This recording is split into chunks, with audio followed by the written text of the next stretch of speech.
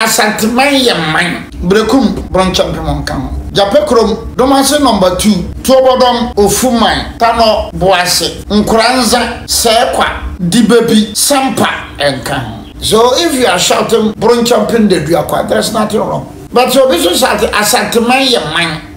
and so that's nothing wrong. What one has one suma asanteman ya obi amfa obi anshaw enye wo hye enye mfomso eti dan wo ya wo nkuru a onu amate eye brochampin bedu akwa obi an wo mpre ho eno ko obi ameka mfa ho se eye obi dia na o chenchine twa ma me hye obi ase ti so obi dia so ba be suma asante na oni asante be nante ebetu anamo a ese obi bi ni asorobo akotokro nka soro da ti so oni oso ope no oni asorobo be dia agro a wo dia wo ha ne sei aya na adom ahini wonja aniadin basa no aniadin hunu no otan hunu. Most popular king in Ghana is Otumfuo. Why should I hate greatness? It won't send me infantini, but Synchrophone omi big. Sale, I just read about Asante history, no. Nkrofo omi niti ya che.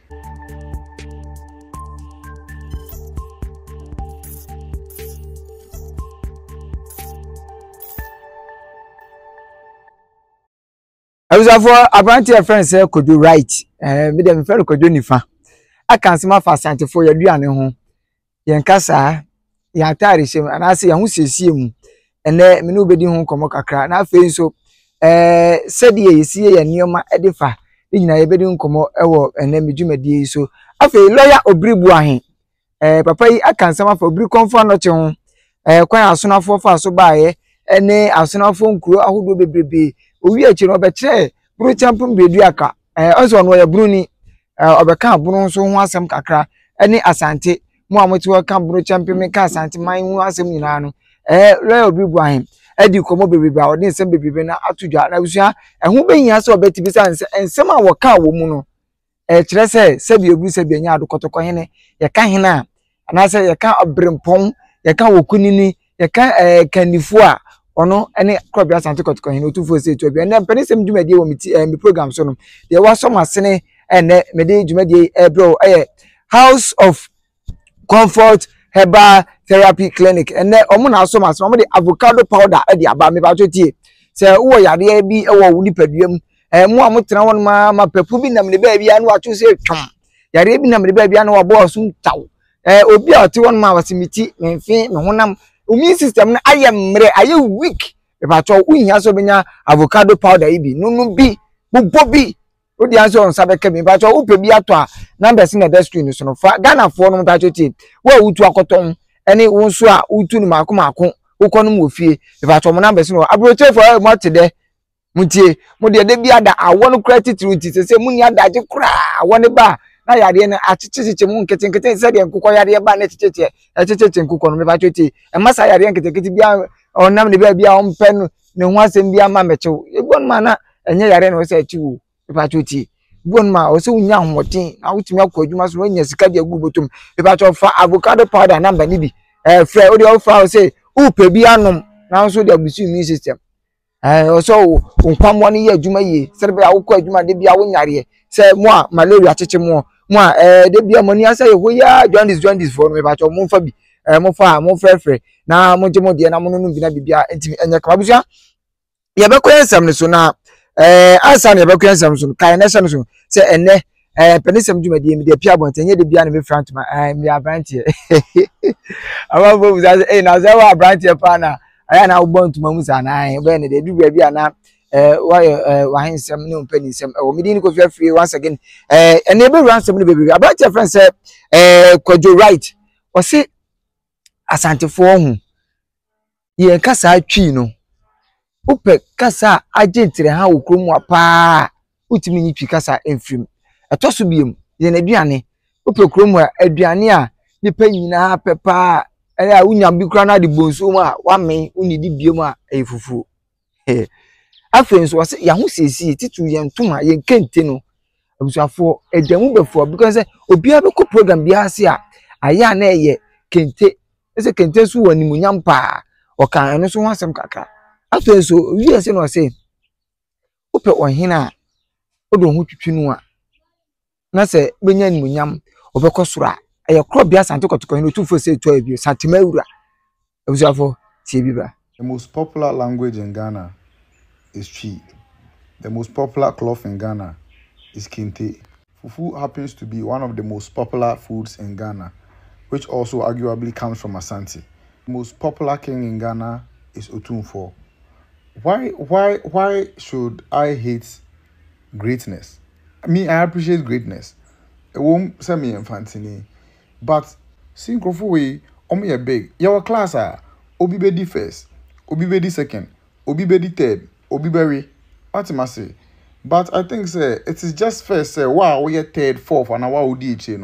recognize say we na that first. Inti bibinia instead of ankamene ne be ko ana amene ne be we no. Anka say bibisa say kwan be no fa so ye no. Charlie, I just read about Asante history no. Nkrofo no omeniti ya che. When we say time new school no more can stories ni share wars now na I say stories but now I'm paying attention.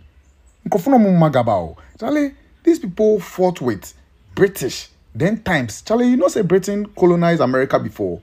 For Asantes to fight with the British and defeat them no any joke. Subsequently Britain maybe we need because I mean in terms of technology no Britain was on top. But omu to mini omako e defeat your mother. Charlie, Asante is big. Why should I make an enemy of such people? Why? Me page we are so. Me start to say me can Asante for us. The kind of love I almost show me no. Bust my brain. My views go up. My likes go up. Charlie, they show support. They show say Charlie, pay us my yes pay us. Me, I just appreciate greatness. Sure. Obeka say eno Otumfuo nye popular. Eno Otumfuo nye say Otumfuo nye say. Ba ye bo ohini bidia. Winding na ye bo. Aye Otumfuo.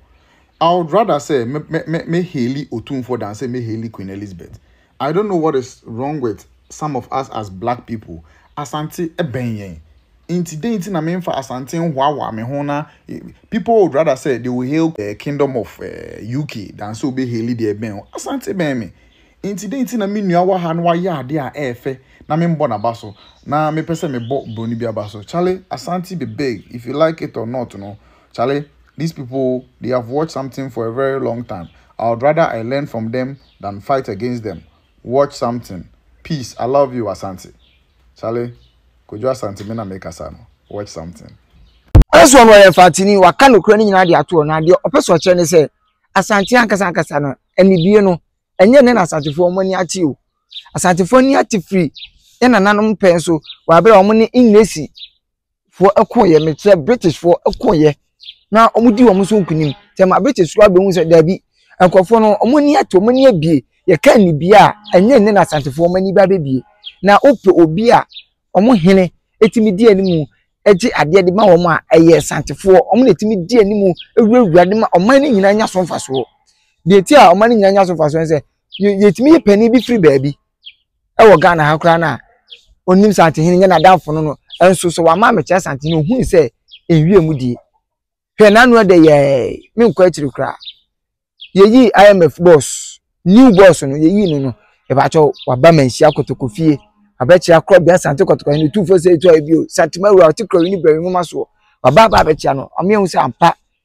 ono ane ye ka hina wo ye hene o de hwe nanu mo hima lizi ko akura kenchas to nsafre ahemfo o wiase nyina ye wo wiase nyina ahemfo ebi mu ewo deep na ye ka wiase ahemfo a Asante hene Seychelles Island Egypt ani omo maka ye frɛ to nsafra fra man panifo nyina so mo hima lizi ayie no me ba tweti ye ka mu nyina gu ba se ba akum ana ye mo one police escort ana hwem ye dom ko Asante hene nko a ano no kwan ma ne de ono ko ane de ba ye no convoy kama ono ya fana antena ba se ne mu bio e kire tumi e kire okanifo papa e kire enmonyam nidie a omode ma Asante hene sanse woni omo ako ma omo nsa ampa yi omo madwum do na anibie ne ba ye a che ne from na nanom pen so a utimi ni Asante fo mfrim enkanka omo hene ene krobia Asante kotoko hene ye hene utimi nyine efrim eti anu ne nsem kakra eye Kojo right oye Fatini mapa owaja ne hene wo hu o ahemfo e wo hono ma me kakra na nanu de akra Asante hene kokose omo hene ni munyam na omo hine edi na fashe oman 5 billion it is can 5 billion and yes ka keto abuja sika wodi man no se on fashe nwoma suam se oni nwumasua atena ye wo ho a onfa NCB na onfa hyem na nkwara nso so a esua de no enya eye nimdie papa enfa firi eye fante ene ne potem ntiabusua we e kire se asante no so odu hu twitwiri ye ya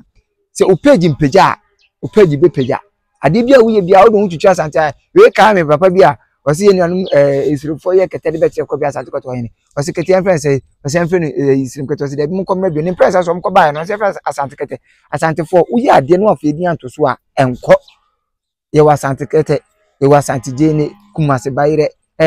we wasante kwadu de be ne ye ni ya wasante mu ye nu abi nso so ya gim nyina pesa se wo fa edi anto so a to a ento enko abacha be duty ho mabo abaso ene onsempa abode abusua ye free wona yenko lawyer obribu ahemra nimni oka bibi fa krobia asante kotoko hene ho na afi obri konfo noche na ocheche mu na no se asunafo yenchi da bia ye free no enye bia nkwala yi echire yi bia eye ye na nanu penso o se obri konfo noche ankasa kra no se ye hwa ni kura wo free mu no eno kura ka ho bi na ma Ghana na afi asantemai yemu eye drupa obuso ayentie se dosi echeche nsem no kakra edify the konfo noche okugwa meko konfo noche agona enti abama wa draw conclusion no meko offense edwoso achimobo akwa omoye asunafo abama wa hu say sa asunafo no offense edwoso achimobo akwa bae so many years ansana asanteman eba say yeka abusua wo mo do so bebre pa e wo Ghana ha na se madwen etire mi ya asona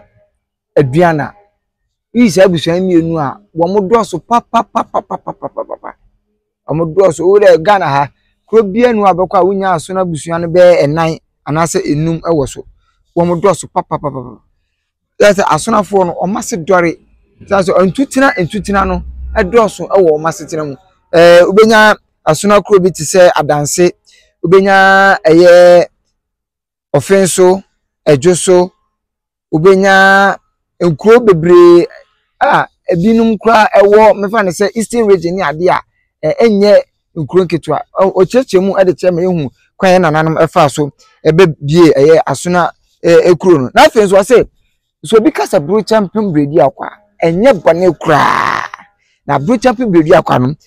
omote no 1951 ETB. So bitra no kasa bron champion de duakwa. There's nothing wrong. Bron champion de duakwa. But anytime you hear bron champion de duakwa no, that means that from 1951 Eban. Oba no beche say bron champion de duakwa wo mo a ehye ase a omo edin be hye mu no ebi ne doma jobo suma doma se number 1 tachiman abase atebubu bechem ana afesu kukum we ni enkuru a ete bro champion bedi akwa no nti so obi ka se oye bro champion no obi ti baabi na okasa bro champion a enye bone kra fum so bie ni hu ti mato bie ni hu se obi ka se eye bro champion san se association de se yete a aya na enye ohye obi a ne baabi opeso te na association ye de fa typical among the bron champion de duakwa o ma wo mo formo pa no doma drobo suma doma se number 1 tachiman abase atebubu bechem joined the bron champion kukum joined the bron champion so they have been the bron champion till today na owie ye no ana obeche wo mo a omonka bron champion bebi akwa no omo so ye asanteman a eno so oka bibi fa asanteman se asanteman enye bone kura so bi ka so no so ewo asanteman brekum bron champion kan jape krom enka bron champion domase number 2 enka bron champion tobodom ofuman tano boase onka nkranza enka sekwa enka banda enka badu enka dibebi enka sampa enka omono so ye na ye asanteman enkura ewo asanteman ewo bunu ene hafo a omo eni bru champion bedu akwa no ebimu nie brekum jape krom domase number 2 tiobodom Ofuman Tanobo ase Nkranza Sekwa Banda Badu Debibi afi Sampa ene enkuro bi a ekeka ho omu nyina de omu join ni bro champion ni da eti se obi ka so no so join Asantman a ohun the reason why nti a asa no so be da ri bebrebe eno so fumso bi ani nti so oya Asantman a ene ne kwa so ano. So if you are shouting bro champion de Duakwa, there's nothing wrong. But so this is Asantman ye man. And so that's nothing wrong. Eti me nti the reason why nti a Nana Jima Badu do ma hene otimi tren ba bia ka se ti obodom Nkranza Ofuman eni nkro de bibinum nyina aka ho a omaba be kan Asantman kan so ho a wo se won ti ase wuti won ase won suma Asantman ya obi amfa ho obi anhyew enye wo hye enye mfomso eti da anwoya enkosi hwe wo hene se ode bia wotena ase na se ye de so obi so ba badwane a e de bia be sore tia na me pa chotie wo nkuru a unu mate bro champion bedu akwa obi an wo mpre ho eno ko obi a meka mfa ho se obi dia na o chenchine twa ma me se obi ase ti so obi de so ba be so Asante na oni Asante be nante be tu anamo a yese obi bi ni asoro bo akotokro nka soro da eti so oni o so pe no oni asoro ba be di agro a wo de wo ha ne sei ohun ti ni ma bi won ma aya na do ma hin wonja ni adin basa no ni adin hunu no otan hunu ye fa titiro man yo sani ma we nyina ya de a ema oman ebo oja se unua wo se wo be yo de a obi anu ni problem tokwa bi ani ho we nya se kantwe we nya ko eni kwa se osori ti Asante hene esan se Asante hene so be peja Sekwa obe peja Sampa te se o peja nko ni bi de bibinum ni obe peja won ma wo ya edi ani bre kankan na rokwa mpokra na ye kan kran wona wo so wo sori atia obi udi bro champion bedu akwa ni ma asori atia obi no wo obi ne peja ma obe ye man hene wona mo bi nsa so na be ye man hene ite de ba ani bre kankan ni otan hunu ene ma bi won ma aya na ye dwunu ho aye nti ase bara mi ana be sa no ma we nyina no ena mi hu se na do ma hene be bia wokeka kono wokeka koto afurum ojina kokko so wokeka koto afurum pe ye nyina afurum ni agro afuro ye nyina mu ni agro na do ma hene ma me kan kiro otan hunu ye fa kiro man ati se o ye pani a ye o se o ye no no aje na edim ne ja se de bia obi se obadwane Asante obadwane kotoko hina na de bia wo sori atia no e fa de papa bia emro afezo o kire mu se obi trase na okase bro champion anase Asantman a ohun de nti a o se ye twetwe ye ho se kan ye keka esembasa basa na de bia ye ko ntokwa wo social media no so ojina Jape krom ojina Brekum ojina Domase number 2 ojina Sampa ojina Sekwa ojina no so Asantman ye man because I'm also a member of the Asantman. There is nothing wrong. Me tisa Asantman ka say do ma hene wo sori atia me timusu sori atia ni bidabi hwe do ma hene eno ma wuye nyina no ya ade ya sebi utina se e fa de lawyer e kan lewe bribu ahen e kan ya e chese de na do ma hene kan no sebi ababia ni so bi anim e fa kwam sebi producer nya sebi anim nim die bi anim en fa ade ade mputo ba esa se na do ma hene ade a wuye wa woni tua se ade na enye obia ni woni asem zede ti woni kwabiri obi satini wo won konto kwada watini bia bi wo dwene ne ho minim da watina ase kra se wo ka wa asem se do ma hene obi so ojoane bro champion ti no mo so ron kotia it doesn't make sense o trans ya hu se kai nyoma we die na do ma hene na jati tatete nya ho ani ade ni sa nyoma we nyina se wujai ka enkura no be ja wa tebidie enkura no be ja so de bia mo no wo ko internet ni so na wo ya social media chief dodo de wo ya no unim de ene wani monyam na wo che so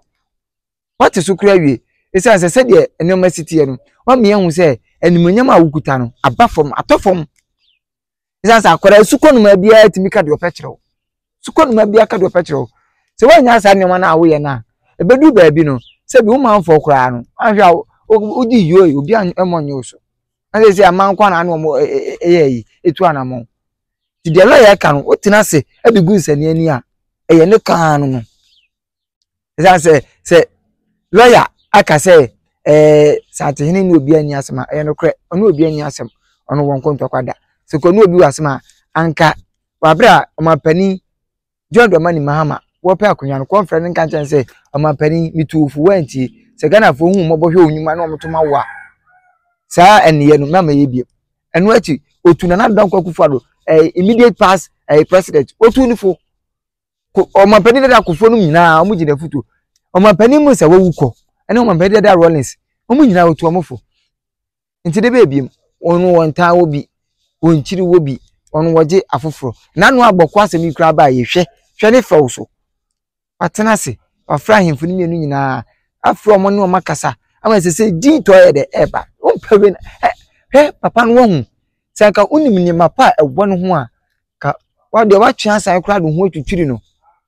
fa ho twitwi se abo bi edore sade a osua preku abo ne taka ne mi hu abo akona taka abo ne de fanyam kwatere kwa na do ma hene udi na najima badunu se ebedi mu a mepato tie awo se crop ya sante koto hene odo hu twitwi no awani die ne obuo kwanso ne ja ensori ntia no enna lawyer bi bu ahen afa na kasa bebu die tufu na em se wan kasa internet no baso a kasa futuo ene kasa bebu ade ma na em se ya na wuntie bi se ka wutie bi akasa nyoma ya wo ye nyina no aka watwa sanda dada aba be hu achiame ma achiame nso akwa bi di ama na nya ni se ode bi a wote hono ma na okika kade ye ode okika kade ye ode na jai social media hype no na emwa abusua na ya kono ma me ka wo se House of Comfort what the avocado powder ba we yan kasa ye de wonya daje asone so we nnuanu duo kama pato still immune system no pato se upe bia no ma mesro we enya afi ana obeye pato ye to bi wo bia wo pese onya bi ton bia number na the screen so si oni pa chi akwan ene numbers oni pa da chi akwan ene numbers omo na so ene pede sem dwumadi na asenti mesro se opese medwumadi no de bia da nya daje ne bre na mitimi ni bi bre wa mesro bo mode ase obenya House of Comfort omo avocado powder ni bi na wanu nu bobi nyemie bi na hu na duane be fe ifacho pekun etu ase fever ni nyina no ni nyina get away ifacho wonso a obem masem ewo fom buon ma 3 seconds bra 3 pipa na kura ni bose we tro bra wa wi bra 3 who's your friend bra 3 test wo mo adwuma yi ifacho ebia na ifacho usisi watena si achentama sisi yare aje aboso amesro okwakudo osuo no bi na peda na kama na bibia anye kama mesro ema yare pepu bia encho ni nyina avocado powder House of Comfort na dia ba na bese na desu abochefo mo de kan Ghana fo mo so mo de kan de otu akoton de woto anu mepacho retail ani wholesale nyina no yedi ho djuma kama frɛ na onso enya bi na eno no mini ko via frɛ hana mini perisem djumadi esi na ebresem yebesa so hia Opokuwa TV so Yamakwaba eba KB Logistics. Tuma ye di pan se ye de wona wokofa nyoma free China eba Ghana ha ema womo. Chese enyoma kakra bi a obeto no KB Logistics de beba wo fie ba bibiara wo ban mu se ye kuma ase se ye nkran. De ye frɛ no door to door ebi se o kra 20 feet ana se 40 feet if China e de aba ye dwumadi ye die ba ko pan no na chese ye ne hwehwehwe mre so. KB Logistics de ye nyoma eba ntem ye tumi de bi fa wiem ye de bi so efa ensuo so. Se de 7 to 10 days. And I feel so say fa insuo so 28 days to 30 days. Na ababe drew pot ama ye every honum so e de abrel. Ye wo warehouse kese e wo China Guangzhou a nyoma dodo biara pese wo krade ba no ye beji e de ababe gu ama na afi ye di free wo ababe drew o mami ho e de ama wo asumdue ma unya ha obia na asem da say KB Logistics e de ama Ghana edwadifo wo na wo ta ko China kofa nyoma ba ne say e bia we ni wo first time awoko anase empo no ta kohono nenso ko bia woni ye ntanta KB Logistics say o frani yi nkutahudie anasa woni ye nkasa ye fawo e de wakọ company na nkasa apartment a ya gi no Guangzhou honum amadwadifo place a convenience efie no woni padodo a efa ne senti no e first come first serve basis se o fra ye bebuku room e de amount na afi ya maka aba be fawo airport na afi se o pese okodi dwa because of language barrier nti ye wodi obeka ho no beko na China kasa no wono abeka akirechire mu amount se de be ya obeti nte ase na wankwa ankɔbɔka na asɛm de ba ko bio no so sɛ oba KB Logistica ye freight no ɛwɔ from papa wo de compare ɔmo a wɔn de bi ba na bo sɛ ye de no wɔ from especially with your services a ye surrender aka ho no bo sɛ ye cheap it may show bo ahye unkran sɛ KB Logistics fa oniyoma fa ho na unnu ho da sɛ o pɛɛ ne ye di nkɔmɔ a ye numbers anegu tele no so no wobetumi afa na wo ne ye di nkɔmɔ KB Logistics ne ye wo hia no ɛno ne ye bɛyɛ ama wo.